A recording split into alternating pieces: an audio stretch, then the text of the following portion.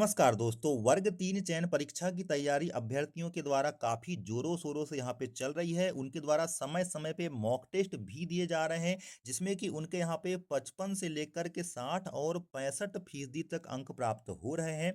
ऐसे में कई सारे जो एजुकेशनल चैनल्स हैं, कई सारे जो यूट्यूब चैनल्स हैं, कई सारी जो कोचिंग संस्थान हैं, उनके द्वारा ये दावा किया जा रहा है कि अभ्यर्थियों को कम से कम यहाँ पे सिलेक्ट होने के लिए 80 से 85% के आसपास अंक लाना अनिवार्य है।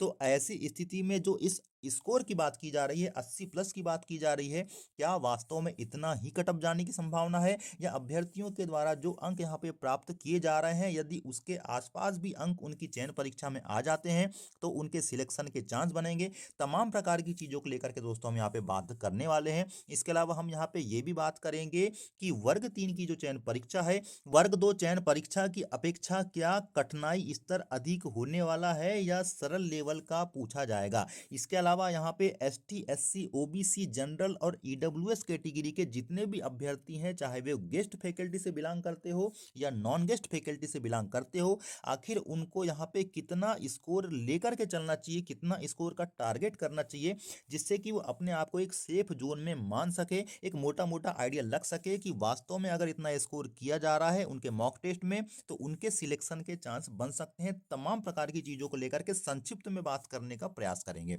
दोस्तों, सबसे पहले हम यहाँ पे बात करते हैं वर्ग 3 चयन परीक्षा और वर्ग 2 चयन परीक्षा और वर्ग 1 की भी चयन परीक्षा अगर हम यहाँ पे जोड़ दें तो इनके बीच क्या अंतर है। देखो, वर्ग 1 और वर्ग 2 की जो चयन परीक्षा है दोस्तों, वो सब्जेक्टिव टाइप की एग्जाम होती है, जिसमें कि अभ्यर्थियों के जो सब्जेक्ट है उसका नॉलेज यहाँ पे चेक किया जाता है, क्योंकि अभ्यर्थी पहले से ही यहाँ पे अपने सब्जेक्ट का ज्ञान प्राप्त किया हुआ होता है, उसी ज्ञान को उसे इनहेंस करना होता है। तो ऐसी स्थिति में वहाँ पे नंबर ज़्यादा गेन करने की संभावना बढ़ जाती है। लेकिन वर्ग 3 चयन परीक्षा के संबंध में ऐसा नहीं है दोस्तों। वर्ग 3 चयन परीक्षा का जो सिलेबस यहाँ पे डिफाइन किया गया है वो पूरी तरह से डाइवर्सिफाइड किया गया है। उसमें आपको गणित का भी नॉलेज होना चाहिए, इंग्लिश का भी नॉलेज होने वाला है। इसके अलावा अन्य जो सब्जेक्ट्स दिए हुए हैं उन सभी का आपको नॉलेज होने वाला है। अब अभ्यर्थी एक समय में इन 5 विषयों में पारंगत बिल्कुल नहीं हो सकता, डीपली यहाँ पे इतने कम समय में वो तैयारी नहीं कर सकता। तो जहाँ तक स्कोर गेन करने की बात है तो वर्ग 3 चयन परीक्षा में उतना स्कोर अभ्यर्थियों के द्वारा नहीं गेन किया जाएगा जितना कि वर्ग 2 की जो चयन परीक्षा, जैसे कि आपने संस्कृत में कितने नंबर गेन किए, हिंदी में कितने नंबर गेन किए, आपने देखा ही होगा। तो उस प्रकार के नंबर गेन नहीं किए जा सकते, जिससे कि कट ऑफ में भी आपको डेफिनेटली यहाँ पे अंतर देखने को मिलने वाला है। अब हम यहाँ पे बात करते हैं कि वास्तव में कितना कटअप हो सकता है, क्या कटअप 80 और 85 प्लस ही जाने की उम्मीद है। तो दोस्तों, ऐसा बिल्कुल नहीं है, इस प्रकार के भ्रम में नहीं रहना है। मॉक टेस्ट में अगर कम नंबर आ रहे हैं तो उसको लेकर के भी डिमोटिवेट नहीं होना है, क्योंकि आपके जितने अंक आ रहे हैं वास्तव में कटअप उसके इर्द गिर्द ही जाने की संभावना बन जाती है।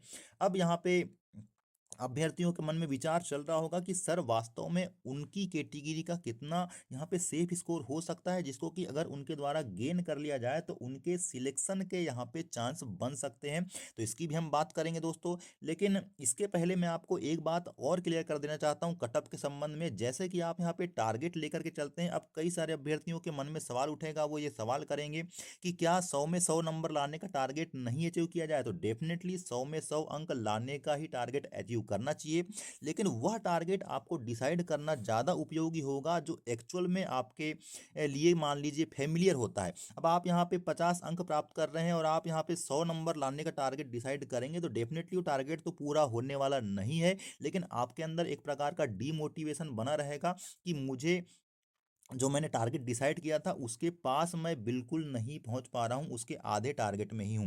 क्योंकि 100 में 100 अंक आकर के किसी का यहाँ पे सिलेक्शन नहीं होने वाला है, ना ही कोई 100 में 100 अंक प्राप्त करेगा। ये एक प्रकार का आभासी टारगेट हो सकता है।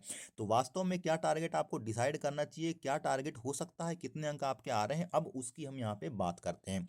सबसे पहले दोस्तों हम यहाँ पे आपके नॉन गेस्ट फैकल्टी की बात करेंगे, क्योंकि नॉन गेस्ट फैकल्टी का जो कट ऑफ है दोस्तों वो गेस्ट फैकल्टी की तुलना में थोड़ा ज़्यादा जाता है। है। अब नॉन गेस्ट फैकल्टी में अगर आपके द्वारा मॉक टेस्ट में अगर नंबर नहीं गेन किए जा रहे हैं तो इसको गेन करने का प्रयास करना है दोस्तों। लेकिन अगर इतने नंबर आ रहे हैं तो डेफिनेटली आप यहाँ पे एक सेफ जोन में हैं, आपको चिंता करने की आवश्यकता नहीं है, क्योंकि पेपर का लेवल एक अच्छा खासा यहाँ पे सेट किया जरूर गया होगा, क्योंकि आपको पता है कि पिछले कुछ वर्षों से ईएसबी अपने स्टैंडर्ड को मेंटेन कर रहा है। तो नॉन गेस्ट की बात करते हैं हम यहाँ पे यूआर कैटेगरी के लिए।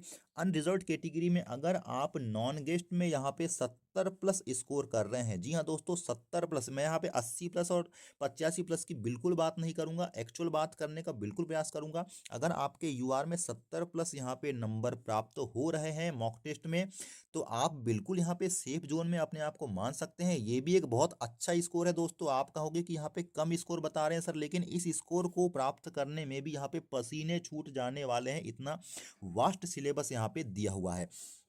तो अगर मॉक टेस्ट में 70 प्लस स्कोर कर रहे हैं तो अच्छी बात है, लेकिन अगर नहीं कर रहे हैं तो आपको प्रयास करना है मॉक टेस्ट में 70 प्लस स्कोर करने का। इसके बाद बात आती है आपके ओबीसी कैटेगरी की, और ईडब्ल्यूएस कैटेगरी को भी मैं इसी में लेने वाला हूं, क्योंकि सिमिलर यहाँ पे कट ऑफ जाता है। तो अगर आपके द्वारा यहाँ पे 66 प्लस स्कोर किया जा रहा है, डेफिनेटली इसको हम 65 भी बोल सकते हैं। अगर 65 प्लस स्कोर किया जा रहा है तो आपके सिलेक्शन के यहाँ पे चांस बिल्कुल बन जाने वाले हैं। अब बात करते हैं एससी कैटेगरी के लिए, और ये नॉन गेस्ट की बात की जा रही है, इसको आप यहाँ पे ध्यान देंगे।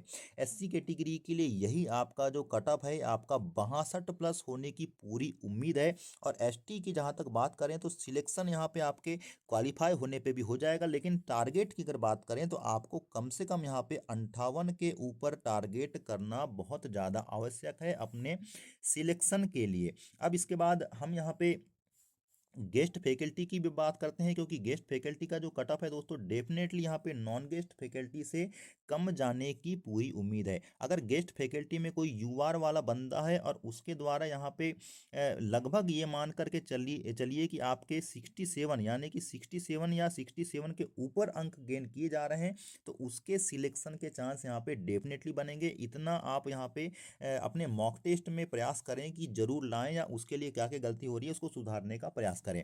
इसके बाद बात आती है आपके ओबीसी कैटेगरी की। ओबीसी के अलावा आपका जो ईडब्ल्यूएस कैटेगरी है उसमें भी यहाँ पे हम बात करने वाले हैं स्कोर की, कि आपको कितना स्कोर करना होगा। तो अगर ओबीसी कैटेगरी में कोई बिलोंग करता है और उसके द्वारा यहाँ पे लगभग लगभग ये कहें कि 64 प्लस नंबर लाए जा रहे हैं, तो उसके सिलेक्शन के यहाँ पे डेफिनेटली चांस बनने वाले हैं।